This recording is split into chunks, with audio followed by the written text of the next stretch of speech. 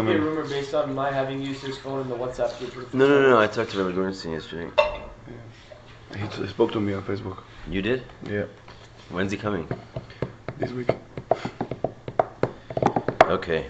He should arrive any moment from now. Like Mashiach. David Abelis. I didn't speak to him. I don't know. He's coming. Yeah. What about Tzvi? Tzvi's supposed to be coming. He's a little bit of a mystery man. We'll see Right. what happens. All right. So, a review. Ellie, you with us for a review? From the beginning. Yes. But you're outside. Yeah.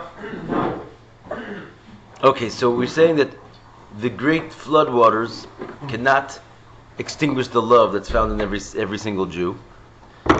And what are these great floodwaters? They're really the thoughts of making a living and thoughts of this world, basically just being lost in the darkness of Olam Hazeh, physical world. It's called the flood. Because it removes you from everything godly, basically. But it cannot extinguish the love. What is the love? It's the hidden love of your godly soul that's tucked in there somewhere from the fact that you're a Jew, which is always wanting to cling to its source above, because where it comes from, it's in a state of like perpetual devekus to Hashem, and even when it comes into the body, it doesn't lose that state of devekus. It's just that the body has a mind of its own, and is one to get lost.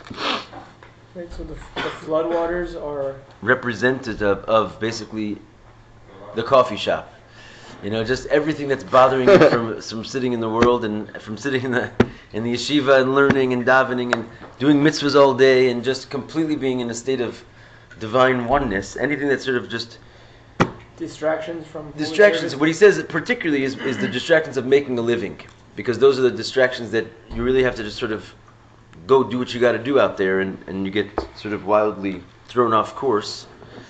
Again, even if it's sort of all l'shem shamayim and everything else, we were saying that you by rule almost you have to disconnect yourself to your godly thoughts. It requires your attention, right? And so unless you're like Yosef HaTzadik, who's able to be in the. I mean, let's look at the Avos for a second. The whole chiddush of Yosef HaTzadik over and above the other brothers and the Avos themselves was in this one point. What is the point? Does anyone? He was alone in Egypt without other Yidden. A shepherd, maybe? Shepherd, yeah. Both those things are true. He was in the work-a-day week. Like he didn't have time for private meditations per se. Like he was the king of the whole world. So he was busy running the country. So the idea is that whereas the Avos and everybody else, they were shepherds. And they took the occupation of being shepherds quite on purpose, because that's an occupation that does not require you to do anything in the world, just sort of like wander around in the pastures. And why? Because they didn't want to be distracted by the world. So Yosef represents this sort of like extra special tzaddik, even above the other shvatim and the avos, that if you're in the world, you're going to get distracted. Only Yosef HaTzadik could not get distracted. And maybe the Rabbi sort of gave some mystical powers to us that we maybe can. He wanted us to do that also in some way, but that's already a chiddush big time. But so that's the idea. So basically, just getting yourself involved in the world automatically distracts you from being in a shepherding and having your mind on God. And Cain and Abel. Who was it? Shepherd. What was it? Okay, but yeah, I guess you could say. Hashem accepted the shepherd's one. Okay, I'm saying the other one, a farmer, he might also have a mellow existence. I mean, yeah. But you're right. But he's working the soil and he's toiling.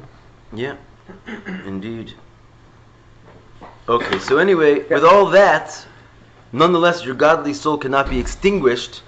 It can't really ever be put out. And on the contrary, as we're going to explain, it can even be strengthened by the fact that you have to go down into the world and get busy by the work. And the further it gets, basically, pushed into the worldliness, the more it can spring back, because it will never go away. So the more you essentially try to conceal it, or it just gets concealed by means of your being stuck in the world, it will ultimately spring back and create even a stronger level of godly desire.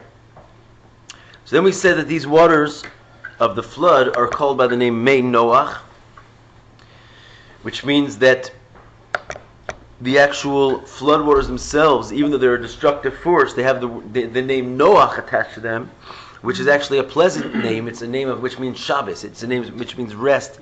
It's a name which means nachas and elevation.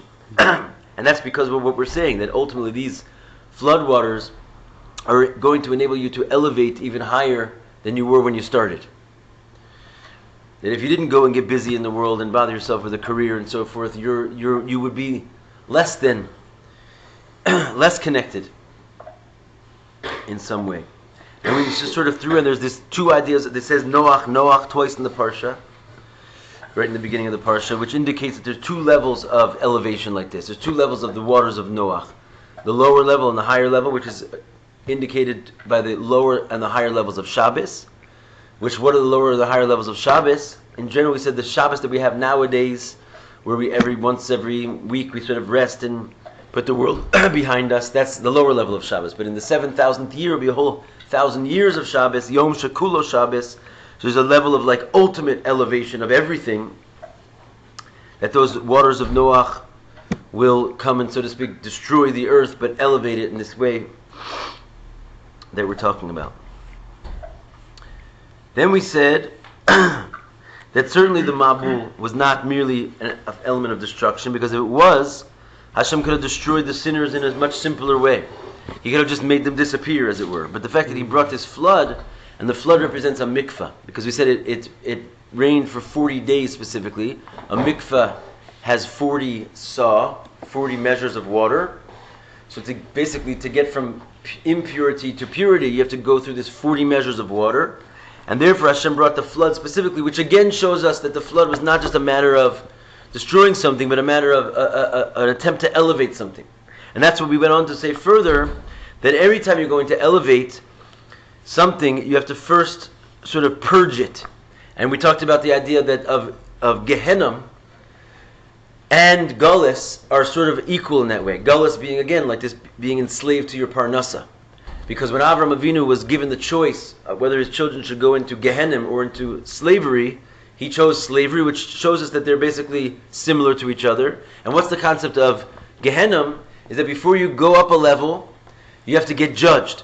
And the judging is like a flood. It's a destructive force, but it is there to serve you, to bring you, to purify you. It's not just a punishment. It's not a punishment at all. It's really there to purify you. You can't experience the higher level unless you first purify the lower impure aspects. So that's what the floodwaters do.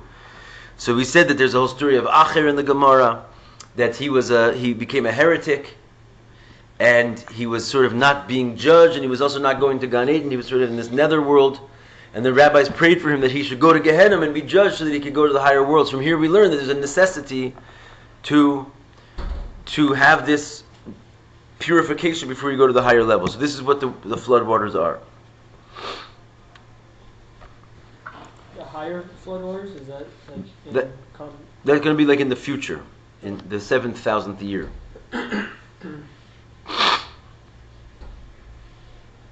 So the spiritual world is going to be flooded in the same way that the physical world was flooded? Is that the idea? Not necessarily, but although we just said that is also a concept. Like there's something called the Nahar Dinor. There's the river of fire that souls have to go through, and if they want to go up a level in Gan Eden. So they also have sort of like a floodwaters. Their floodwater is fire. But it's the same idea. There's like a destructive force, which is a punishing force, but it's not really there to punish. It's there to sort of push you to a new level and get you to go higher. The idea is that, in general, this whole concept is the notion of just coming into this world at all. In other words, there's the flood, there's the idea of being enslaved to your Parnassa, there's the idea of this like going down in order to go up. But the source of all that is just simply being in this world. Because this world, coming out of our spiritual home and coming into this world, is a huge Eureka. It's a huge descent. And this is also just a flood water. Suddenly your mind is inculcated. Never heard that word. With gashmias, with physicality. Spanish, you say it. No, really? And that's just a complete distraction from where your soul was a second before you came in here, where it was fully enjoying the divine grace every second. So why do this? Because it says, Yafa sha'achas b'tshuva ma'asim tovim b'olam hazeh mikol chayil mabah. better is 1 hour of tshuva and good deeds in this world than all the life of the world to come. How is that possible? Because there's an advantage of darkness, of light from darkness. We gave 3 different explanations of what that means. Who can tell me what it is? 3 explanations. Yeah. The when there is just dark and you bring, this is the 3rd one, I guess. That you, So let's start with the first one. the first one. What does it mean? Yesh yisron ha'or min ha'choshech. Okay, a little bit of light inside of darkness. There's an advantage of light over darkness. Right. What's the simplest meaning of that? That light is better than dark. Yeah. Ah, okay. if I have one to choose, I'll choose light over dark. Right. Then there's a second level. Light is different Like- more inside of darkness than in light. But And light is noticed or like Noticed. felt Oh. more when you have something to compare it to. Wait, that's the second one? That's the second one. The first one is simply if you have light and dark before you, which one's better? Shlomo Melech is giving a much like he's in a it's like a little riddle. There's advantage of dark over light. So at first he's just saying the simple fact that if you have one to choose, dark or light, choose light. It's better. There's an advantage. You'd rather have light than dark. the third is to transform Right. it. So the second one is that there's a Yeah. it's if you only can really appreciate light when it's juxtaposed to dark. There's an advantage of darkness from light. Excuse me, a light from darkness. There's an advantage of light from darkness that you realize how advantageous light is when it's next to dark. Otherwise, you don't appreciate it. And the third one is when you transform the darkness. right. There's an advantage of light that literally comes from darkness. If you can make light out of darkness, so then it's a whole other level of light that you've never seen light like this before. For the simple reason that it is impervious to darkness. It's a new level of light which darkness cannot cover over. Because if the darkness itself becomes light, then there's no more opponent. It originates in darkness? It's that darkness itself is seen for what it really is, which is like a very high level of light itself. And therefore it's no longer concealing darkness. It's no longer concealing light. It is light. And therefore the real advantage of light is when you get to a level of light which is a light which is made out of darkness. Because then it's a whole new level of light which is impervious to darkness. Yeah? Okay. So that's what we're saying about what it means to come 1 hour into this world. Why is it better 1 hour in this dark, crazy world than it is in the whole world to come? Because here we can have the ability to get our hands on darkness, which has several advantages, basically. Except for the first level, the second 2 levels of what we just mentioned are only available in this world. Which pasuk is this of Yisrun ha'or min ha'choshech. It comes from. He doesn't give. I doesn't give it. He gives it in the back. There's other, but it comes from Mishle, I think, Sorry, or Koheles. I'm not sure. I think Mishle. Just a quick backtrack. Yeah, I didn't understand where the idea of slavery to Parnasa fits into any of this. because slavery to Parnasa is darkness. It's gullus. It's Gehenna. It's coming into this world. It's basically all the things that we're saying. It's the floodwaters. All the things which we're saying are contrary to Kedusha. They get summed up in our regular, everyday, daily lives as Jews today. We're not necessarily having a flood, and we're not necessarily, in Gehenna, Baruch Hashem. Darkness in terms of you're not. It separates you from God. Yeah, you get detached suddenly and thrust into a realm which is no longer godly. So therefore, even though it's like a horrible thing and it seems like a terrible fate, on the contrary, only when you're in such a place do you have your hands on and access to this level of let's go to level 2 and 3 of what we just explained a second ago. Level 2, you can only appreciate light when it's near darkness, which means only when you're experiencing darkness do you actually understand what light is, and therefore you have a longing for spirituality much more than you had when you were sitting in the base medrash, let's say, because when you took it for granted, as it says, tainug tamidi eino tainug. A continuous pleasure is not called pleasure anymore. You just take it for granted.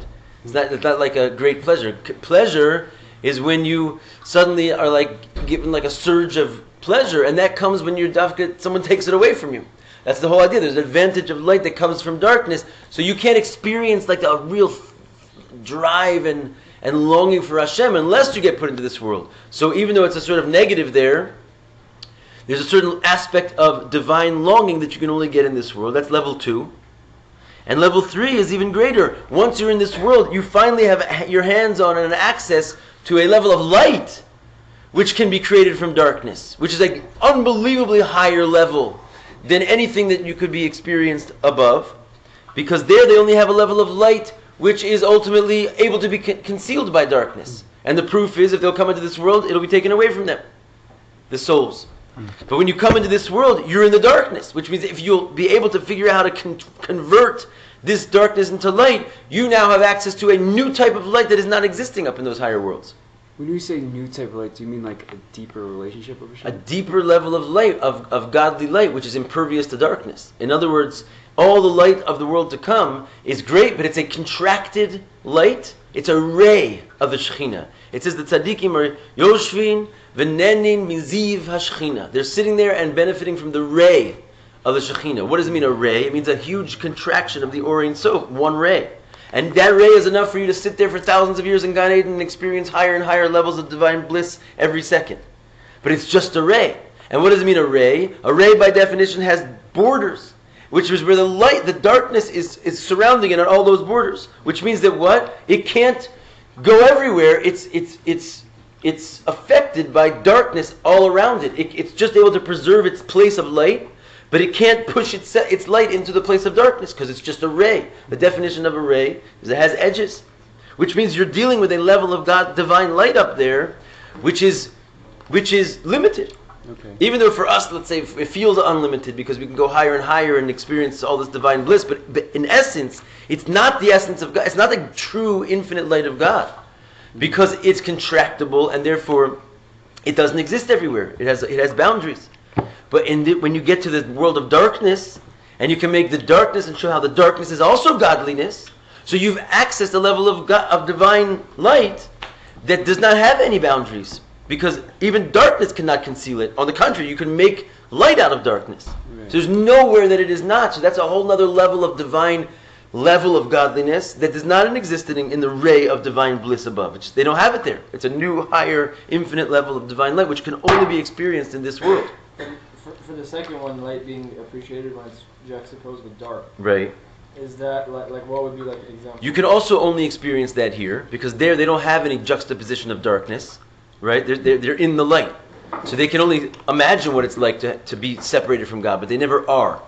So also the second level is only experienceable here, but it's different. It means that the longing for even the limited level of divine light is amplified when you don't have it, which is again only experienced in this world. It's like when one's time is like partially involved with physicality, then Torah study becomes sweeter. Right. But again, you're only wanting, you're not transforming darkness into light yet. You're just wanting to go back into base measures. But so you experience, you love the yeshiva more than the yeshiva boys do, because you realize what they have, they don't realize what they have. So that you're still not dealing with like a whole nother level of light, like a Yosef HaTzadik level of light, where darkness itself can shine.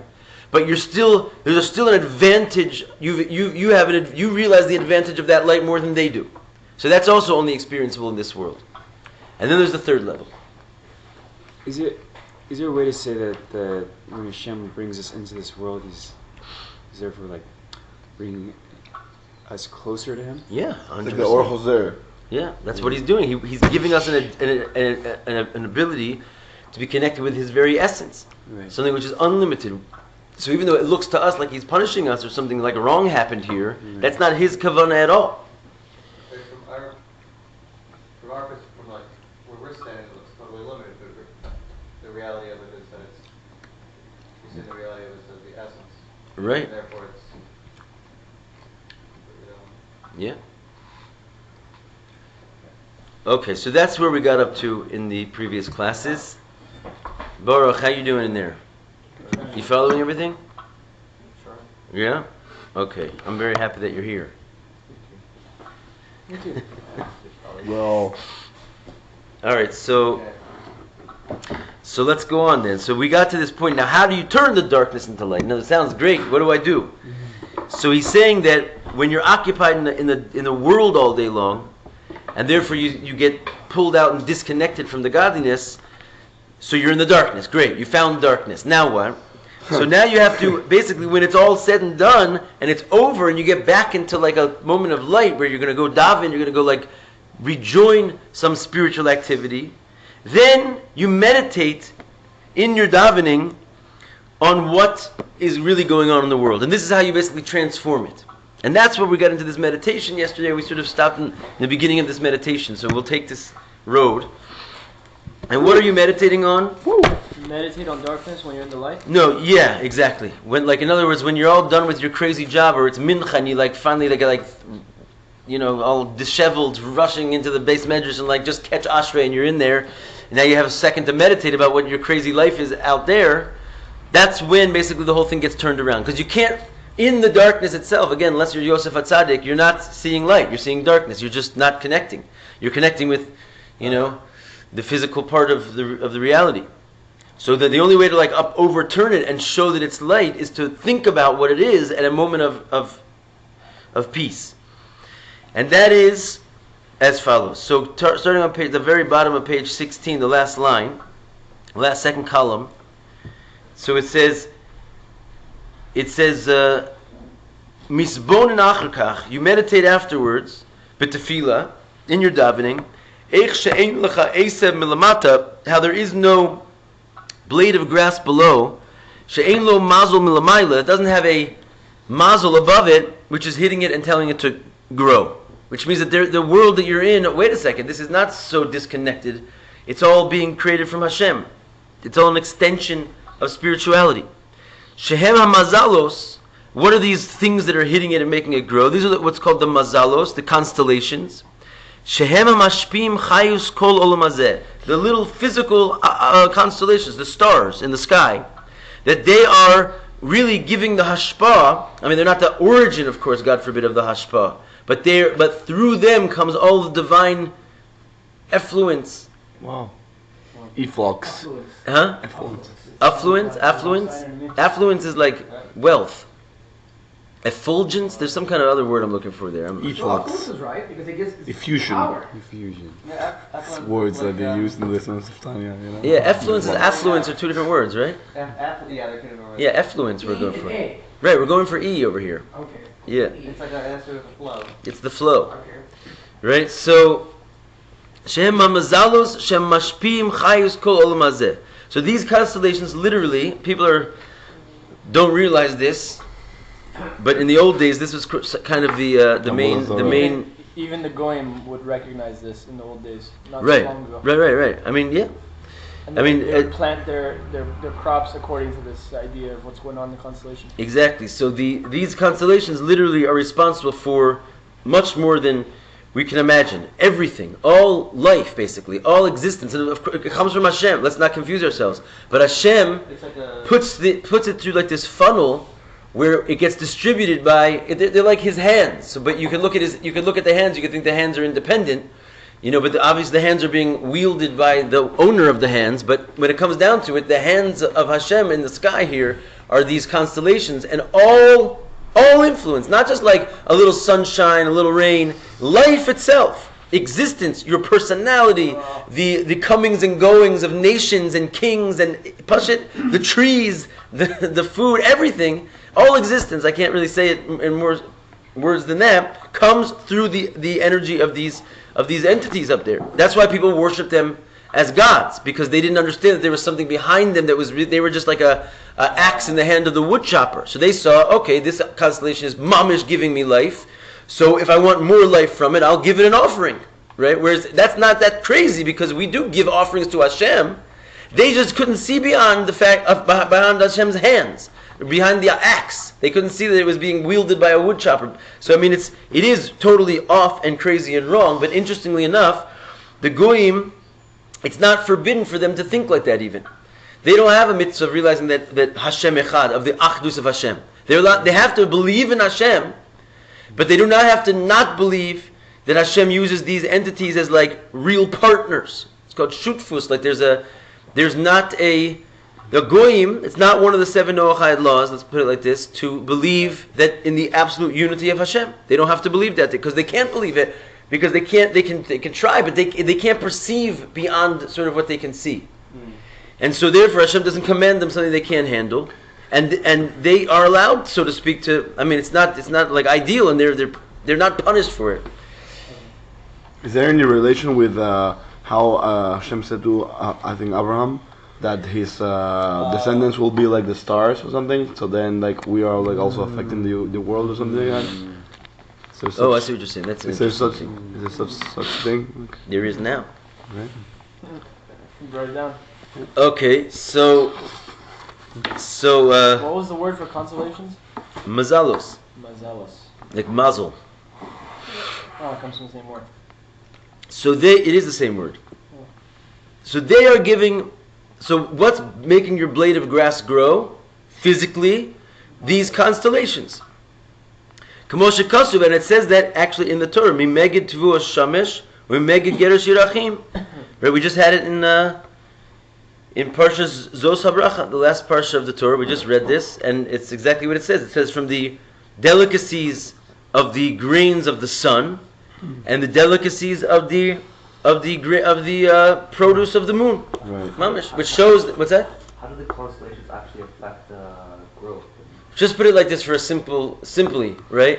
If there was look at Mars. What's going on with Mars? There's no life on Mars. And the only reason there's no life on Mars is because of their proximity to the sun, and basically, right? It's not able to melt the ice, and so there's no life is not able to exist there. They're certainly flourishing like it is here, simply because they're like another drop away from the sun. I'll make it simpler. Right? It's basically proven that if you plant seeds on the night of a full moon, they'll be more likely to sprout than if you plant them on. Farmers still do that, actually. Yeah. Today, certain countries. Yeah. What I'm saying is that it's much more significant than that. Like personalities of people, like all these like astrology, and not only personalities of people, but what people are going to do. Remember, free will is really something that only is the possession of Jews, right? So animals don't have free will. Goyim don't have free will, except they have 7 mitzvahs they can do. That's like sort of gets them into the free will department a little bit. But the idea is that, so what's making everything tick? What's like this sort of like dialing in of the universe is the way that these constellations, and I'm not just talking about the sun and the moon, I'm talking about all the stars in the sky. They're all in motion, and it's almost like imagine like a bunch of pieces of paper with like holes in them, and you're like sort of putting light through them, right? So there's like all these mad combinations of light that are sort of going through these moving papers of moving holes in this crisscrossing. But ending up in one place, more or less. Yeah, they're all ending up in one place, which is the physical world, our Earth. And so, because we're the center of the universe according to Torah. Physically, we're in the center of the physical universe. According to the Torah, the Earth is in the center of everything. So all these things that we see in the sky are specifically designed to be in some position in relationship to us and all the other stars, to have this cosmic effect of making everything happen on Earth. Every blade of grass is growing only in as much as there's some kind of a spiritual, which really is a physical energy of a mazel, which comes and make that blade of grass grow. If it's true of a blade of grass, it's true of a nation, it's true of everything. So the whole setup, I mean, it's God, right? Of course, God makes everything. Ein od milvado. But He has a system cooking.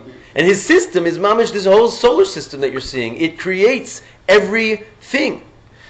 So the only ones who are sort of above that system is Am Yisrael, right? Because we're connected with the maker of the system. We're like Him. So actually, Shaul's word is quite impressive. Like that, we're like the stars of the sky, because in other words, we're the ones that give hashpah to the world. Not the stars don't influence us. Well, when we're doing mitzvahs, we influence the stars. When we're not doing mitzvahs, right, the stars influence us. So it's like, so we have like this. We have the free choice of whether or not to influence everything or be influenced by everything. Yeah, but I once heard by Reagan that the world, we have free choice, we're conscious, but what does that mean? Is that everything was still predetermined. Hashem still knows what's going to happen.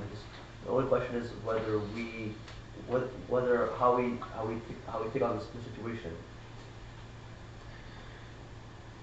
I was thinking that. But just because Hashem knows what's going to happen doesn't take away our free choice. You can watch a movie. It kind of does. No, you can watch a movie twice. You still can't change what the actors do, even though you know what's going to happen. No, it doesn't take away our free choice. In other words, on a simpler level than this, I don't know exactly what Baruch's saying there, but I like what you're saying. I didn't get it. But you watch a movie twice. Yeah. And it doesn't you know what's going to happen to the actors. Right. But it doesn't change the actors' free choice to do whatever they want, even though you know what's going to happen to them. I mean, okay. The Well, actors that, have I mean- free choice. What do you mean the actors have free choice? You know, Yeah. in the perceived, in their perceived minds. Yeah, in what they decide to do in the movie, even though we know what's going to happen to them. Right, okay, yeah. That's basically the idea. Why did you say mazel tov? Why do they say that if it's already a higher? Because then what's Not gonna my idea. happen? no, because we're not arguing the fact that even if it comes from Hashem, which of course it does, it still goes through the mazalos, right? So we're saying you should have a mazel tov, like Hashem should amplify the mazel, which makes you have money. It's not that no one's confusing themselves that the money's coming from the mazel chas v'shalom. We're saying Hashem should give you a mazel tov. You know what I mean? We're also saying it by like usually like by a mitzvah, Right. suda, or like When your mazel is anyway wedding strong. or bar mitzvah, like those are all mitzvahs. Right. So Where what you mazel is from. right where you were just saying if we're doing mitzvahs, so then we're gotta influencing the mazel. Yeah. The people in the world that get carried away by that, they start wearing amulets. You know what an amulet is? A talisman to bring out that. I just woke up with this one. To bring out that Right. It helps swell. Which energy. Which they don't Swelling? need. What? Swelling. Which they don't need because They don't need. No, but we don't use it. But for example, to bring out a Mars energy or one of the 70 constellations, Right. right? They want that to influence you more. So, for example, the person has something by doing a chart, they're weak, so they bring something on their arm they wear to bring out an amulet. Right. Or amulet or talisman. It's English word. It's not necessarily wrong. You know, again, Jews could also. It's like a form of medicine. You know, just because you know that the body is everything spiritual, you know, and God needs to heal you, you still go to the doctor. Again, we go to the doctor as Chabadnikim. Some people don't go to the doctor. Like there's because why? We're not saying that the existence of Hashem's Seder Hishtalshlus is not real. It's just we're saying that it doesn't control itself. So you're allowed to sort of, as it were, like, you know, do the natural means in order to bring Hashem's. You're not depending on the nature. So I mean, it's not the reason why it's you don't see Jews doing this today, and therefore you don't even see a lot of goyim doing it the way they used to, is because people were using it in the improper way, idol worship, and therefore like it had to sort of just be taken out. But A lot of people do it. Also now people are claiming it's not scientific when it totally is. And also, even every day of the week has a certain energy. yeah. Every single day of the week. Every Monday has the energy of the first Monday. So anyway, as far as your question about free choice, though, I think, but Baruch, now I understand what he's saying. Yeah. That's the idea, basically. In other words, Yeah. you are still making the decision on your own, and therefore you can be judged whether or not you're going to make the right decision or the wrong decision, because as far as you're concerned, you don't know the outcome. Even though Hashem is like omnipresent and omniscient, He knows what you're going to do. Right. It doesn't, and you will do that. But as far as you're concerned, you don't know that you're going to do that. Okay, so it's a simple idea. I mean, to a certain degree, it's actually the most complicated idea in the entire. No, I'm serious. I saw the Rebbe write like a 2 or 3 page answer to this, and at the end, he said that this is not the answer to this question. And it's like it's not the answer in full, because this is the most complicated question in the entire Torah. Yes. I gotta find a more link then. There's a whole book, basically. It's called Shar HaBitachon, I think, or Shar HaBechira, Shar HaEmuna, one of those 3. I think we might have it here, where it's all the Rebbe's talks on this matter, all one after the next. It's very, very, very interesting. So you You read might it be and you you might be won't- more confused when you're done than when you started, though. Exactly. I'm warning you now. No, but it's very thorough. Exactly. I mean, every question you ever asked yourself, he asks and gives several And it's answers. just, I hear one thing, then I hear a second thing. So now I'm at odds, so to speak. So there's many things. There's many ways to access this conversation, because this is really the ultimate question of all mankind. You know what I'm saying? We know God knows everything. We know we have free choice. Rambam himself deals with this issue in the Mishnah Torah, and at the end he says the same thing. He starts giving a whole explanation how for sure we have free choice, and he gives proof after proof after proof. And he said there's no sense of Hashem making a whole justice system where you can be rewarded and punished or you don't have free choice. That's just like cruelty and strange. And he goes on and on and on. And at the end he says this is something that really we can't understand, and the words cannot really describe. But trust me, we have free choice. That's basically how he sort of finishes it off there. So there's obviously a lot of commentary and back and forth on that matter, but ultimately, there's also if you want to have a Hasidic perspective on it, there's a mimer in this book a few parshas away called Erdana, which is in it's in Parshas Vayera here. Here, we're not going to cover it because it's a little maddening. But page 28. It's maddening. If you want to, no, I've sat on this mimer for hours and hours and hours of my life, and it's like very satisfying and very just like if you want to mamish meditate, like put the world away for a while, because it's the most complicated issue there is. Anyway, have a look at it, Baruch, when you get a chance. Page 28, that whole mimer and the biur. There's a biur, yeah, like the Haggah after it also. They all do really explaining this. It's free choice, yes. It has to work because otherwise there would be no punishment or reward. So we know we have to have free will. You say that's like a Yeah. proof that Hashem, Yeah. Right? But it's not doesn't explain it per se. Right, but we know like that we have free will because otherwise the punishment system won't work. Yeah. That makes sense, All right, let's go on. So you brought So down the Torah, the delicacies of the grains. yes, of the exactly, sun. exactly. Where's your sefer though? I want you to look inside. You're going to be a Shiva Bacher after all. Yeah. I'm gonna elevate myself.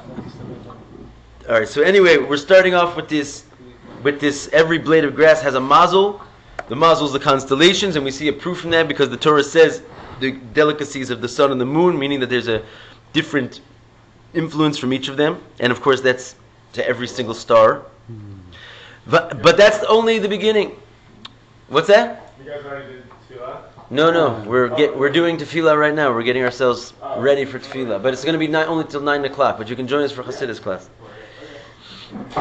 Welcome home. And the mazalos. Now, what are the mazalos? They're obviously, we just said, they're not the source of the matter. They themselves are receiving from something. What are they receiving from? Hem mekablim mi'ayin sarim. They receive from the 70 ministering angels. These are already spiritual. This is what we were talking about yesterday, and this was in Netanya yesterday. Right. They receive from the 70 ministering. So the 70 ministering angels, they're spiritual. They're not already physical. The constellations are the most spiritual aspect of physicality, but they're completely physical. And the Ayin Sarim, they're like they're the spiritual hosts of those constellations. So the whole sky, basically, all those stars, 600,000 stars, so to speak. There's many more, obviously, but Rashi talks about 600,000 stars. They are divided into 70 parts, and each one there. That's why there's 70 nations, because ultimately each cluster of constellations affect a particular nation, and therefore each one of those. And okay, so the word of Hashem, as it is, what is the word of Hashem? He goes into it in Tanya just yesterday. We could pick up the sefer and look into Tanya directly if you want. But just to summarize, he says that the idea of the malchus of a particular world is called the Devar Hashem.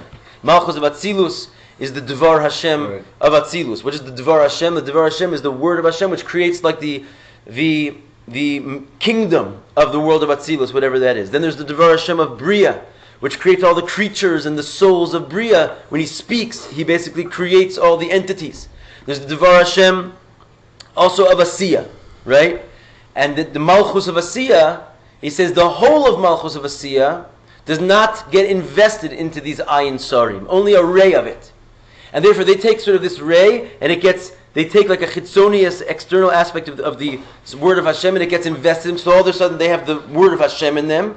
But if they don't realize that it's the word of Hashem, they feel themselves to exist somewhat independently. Even they're spiritual entities, but they're like the ministering angels of the nations. They already experience themselves independent. Like as yesh. They have a certain level of yesh. They don't make themselves as servants of that source? They recognize there's a source, but they also recognize that they've been entrusted with something from the source which is theirs. It's like, for example, the difference between like someone who works for a company, and he's like a CEO even. So he feels like he's the boss, even though really he works for someone above him, but he has independent decision-making power to do what he wants. He's been entrusted with like the money of the company and the power of the company. Yes, if anyone asks him, he says, "Yeah, I just work for the stockholders." But in his mind, he's got it to do what he wants with, which is of course a lie. But that's how they perceive themselves, and that's why those who were brought into existence from that energy, for sure, 10 times over, 1,000 times over, experience themselves as totally separate, and therefore they worship this source. That's why someone will like kiss up to the CEO because he thinks that's where the money's coming from. So someone kisses up to like their particular constellation because the constellation itself already is getting from the ministering angel which experiences itself. And therefore all the things which come into existence from that energy even further experience them themselves, and therefore they want for themselves, so they go and pray to the source of their power, which is idol worship. That's where idol worship is. And if this Sarim they do their job through the stars, then in which situation do we get straight Shechina? Like it's written like they get the holy animals and us and our souls get the Shechina Right. straight. So it doesn't come from that whole process. In other words, it comes from something I'll else. give you an example. Avram Avinu, we're coming up this week, Shabbos Mincha Parshas Lech Lecha. Oh. Lech Lecha, if you look in the Torah, it really comes out of nowhere. Like the whole idea is that the Parshas Lech Lecha, like Avram is a character which is introduced towards the end of Parshas Noach, and you don't know really anything about him. He's not like a major player, he hasn't done anything yet. And suddenly, Hashem speaks to him and says, "Go to your land, to the place your father's land, from your father's land to the place I will show you." Like all of a sudden, he's like the star of the show, and the whole rest of the Torah is like he's the star. What happened? We don't know. The Torah doesn't tell us like how he got to God talking to him all of a sudden. So the Zohar on the Chumash, on the Chumash, it explains how the words Lech Lecha suddenly happened to him, and it says basically Avram comes from the word Avram. Avram. What is Av? Father. What does father mean Kabbalistically? Father and mother? Chokhmah. Very good. What is Ram? Exalted. Like very high. So the idea is that he was the most brilliant, wondrous child on the face of the earth. He was. Now what was the science of the day? This. Which means that and the Zohar explains all this explicitly, he was able to know what every single nation, king, individual, was going to do next. Like he had basically mapped the entire universe, and he was able to see and understand the influence of the stars on every single, talk about like a stargazer, he knew everything that was going to happen to everybody at all times. He became the full father of wisdom. So he was like the greatest man on earth. But he came to a certain problem, and this is the answer to your question. He realized that there was a source for all of these constellations, and the source of these constellations governed this land, Eretz Yisrael, but that particular constellation he couldn't understand. In other words, there was like a sort of center of the storm which made all the things go, and it was the constellation over the Eretz Yisrael, and that one he couldn't understand. So Hashem said to him, Lech Lecha, that's where the words Lech Lecha come from. Go to that land, because you'll never understand it from where you're standing. You have to be in that land in order to perceive this thing. Wow. Not that you'll ever truly perceive it, but you'll become sort of one with it. And that's what the word Lech Lecha mean. Like, I'll be Pashtus, according to the Zohar. Why did he get sent to Eretz Yisrael all of a sudden?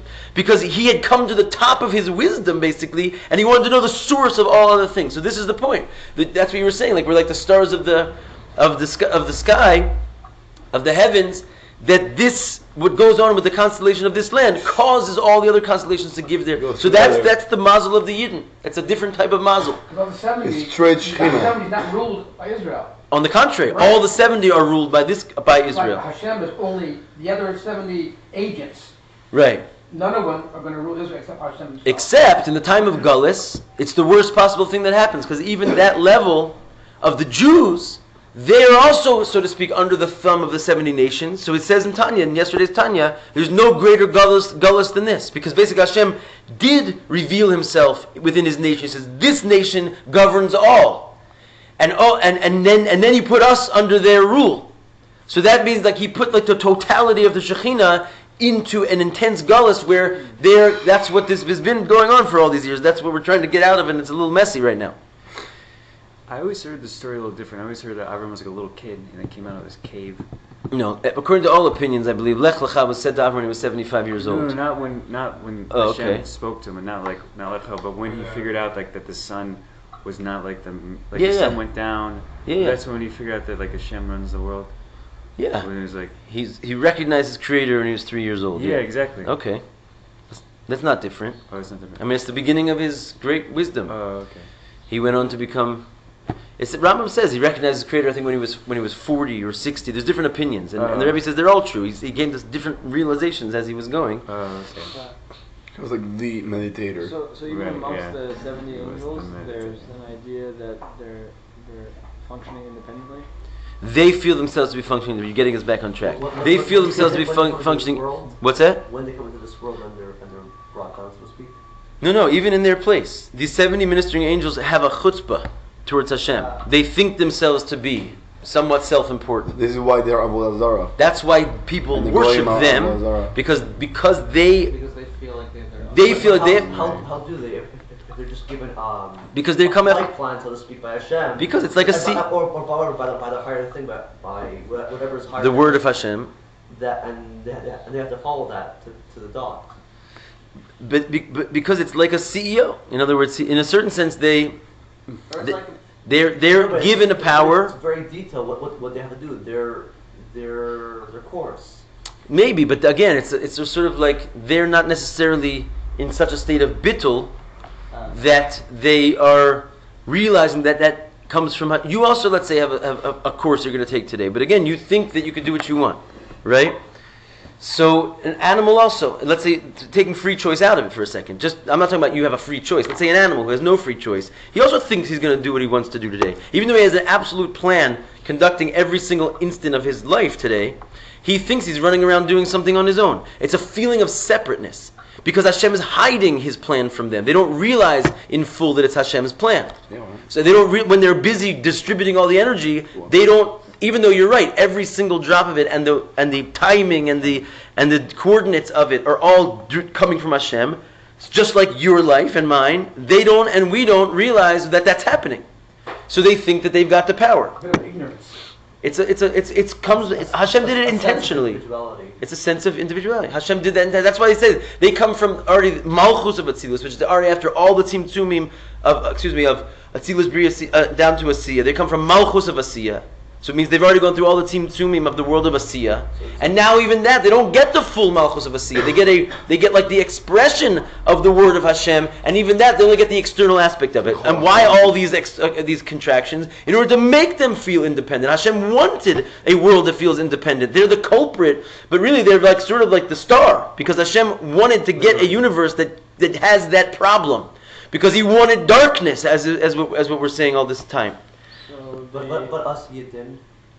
Also, He put us into such a situation, but He gave us a pure neshama, which always yearns for the truth. So we're sort of like trapped inside of this crazy experience of it being in an animal. We could have, if we so choose to, rise above it. Exactly. So that's what it means to have free choice. Our free choice is not so much that you're going to decide what tie to put on today or not to put on a tie. It's the choice that you can say basically, I'm going to choose like a path of mitzvahs and Torah. And take my energy from my godly version of myself versus my animal version of myself. So it's kind of like I don't know if there's a word for it. How by nullifying our own self-choice, we're essentially rising above it. Yeah. By admitting we're slaves to Hashem, we're essentially being free. Yes, that's isn't that what we say? Ein ben chorin el mi she'osek b'Torah. The only free person is someone who's occupied in Torah. You think that's called freedom? It's a full-time job and more. Because basically all you're doing is you're just changing the track. The track is basically you're experiencing your life force from the 70 ministering angels, and you're following their sort of worldly thing, or you change the track and you're a slave to the other realm of divine energy, which is the mitzvah energy, which is the divine revelation of God in this world. You don't get to like do whatever you want. You're either doing this or that. But if you free yourself from the worldliness, so then all of a sudden what you're expressing is the godliness instead of expressing the worldliness. So that's your free choice right there. Sorry, Eliezer, do you mind just backing up a drop? I'm sort of like over here. You're sleeping a little bit, so I don't mind waking you up also. Keep going. Oh, there you go. So the idea of free choice is what? You're choosing not what to do, but from what realm of energy it is you want to take that, from the divine energy or from the other energy. And according to the Alter Rebbe in a different mimer, I think it might be in that. I think it is also in that mimer. He says that is the totality of your free choice. You're choosing whether basically, not what to do today, not what mitzvah to do even. It's not like you get to actually decide, because that is determined. You're deciding whether to take your energy from kedusha or whether to take your energy from klippa. And what that form that will look like is that's already sitting in, that's already coming down. You don't have that choice. You have the choice of whether or not to be like in a state of consciousness that you're doing it l'shem shamayim, and therefore you're in the process of doing a mitzvah, or you sort of block yourself out and you're in the process of receiving from darkness and klippa. So it is possible to do when you're getting the power from the Southern nations. It is possible to do a mitzvah. Well, that's the idea of basically transforming the darkness into light. At that moment, it's like the level of what we call Yaakov. Yaakov is called a Yaakveni Zeh Pamayim. He was a trickster, right? So why did he have to trick to get the brachas out? Because he looks like externally Esav. He's wearing the garments of Esav. He's being called Esav. But so that's what it's like. You're wearing the levush of the 70 nations, but secretly you're like a little Yaakov, getting the bracha from Yitzchak. That's a very high level. No, that's not a high level. Actually, it's called the lower level. The higher level is Yisrael. When you're just like, forget that. I'm a Yid. I'm going to put on a black hat and wear a big fuzzy beard, and like no one's going to tell me that I'm part of this world, right? Yaakov is already like sort of sneaking around in the garments of Esau, but he's doing it l'shem shamayim, and everyone can do that for sure. Everyone can do Yisrael also, but it's not a high level. That's the basic level of being a Yid. Well, I'm saying it is possible to do a mitzvah even when you're not getting like the hashpah from Elikos, from the real. No. If you're doing a mitzvah, the hashpah comes from Elikos. But you can get two hashpahs at the same time. In other words, you're an animal and a soul together.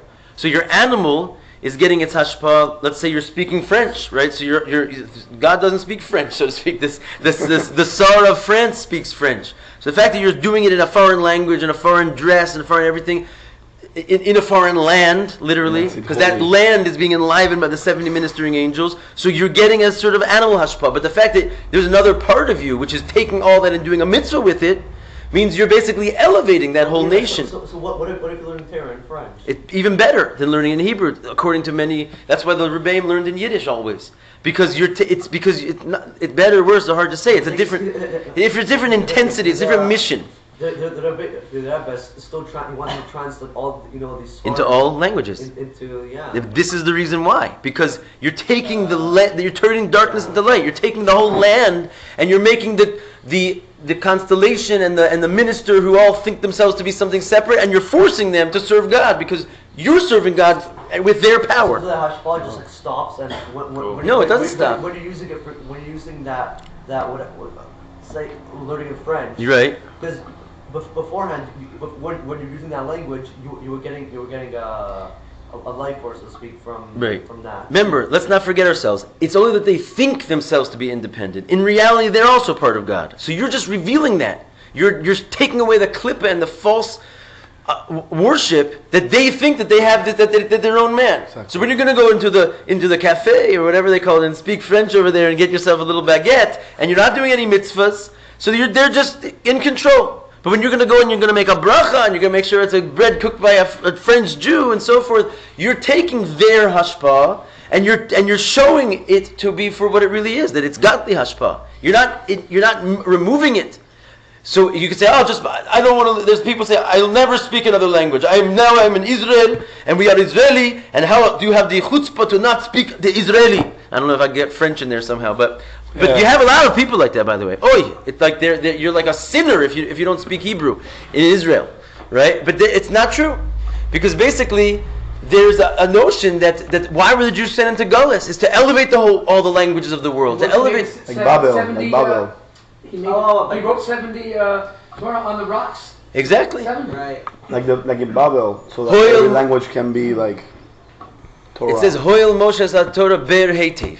Moshe explained the Torah very well, and Rashi says B'shivim Lashonos in 70 languages. So already from the times of Moshe, which means the original Torah is already in 70 languages, which means Hashem already took care of the fact that the world seems separate. He already put the Torah into 70 languages, l'chatchila. So therefore, when we're speaking the Torah in French, we're speaking the original Torah, because the Torah was already given in French. Yeah, but the Lashon HaKodesh is the language. Meaning to say that that's like the pure divinity. But Hashem, if He wanted pure divinity, He wouldn't have made a world. The idea is that there's also a world which is like this sort of hishtalshalus, this appearance of an other, a 10 spheros, a 70 nations, a world, which is also God. But it's God in a way where He looks like He's something else. He did that on purpose. He did that because it's even a deeper part of Hashem. So you could refrain from going into that and say, all I want is God, but you're kind of being like a fool. Because that's also God. It just appears as though it's not God. So when you go into it and you use it for God, you're showing that even the darkness is God, even the world is God, and that's the highest level.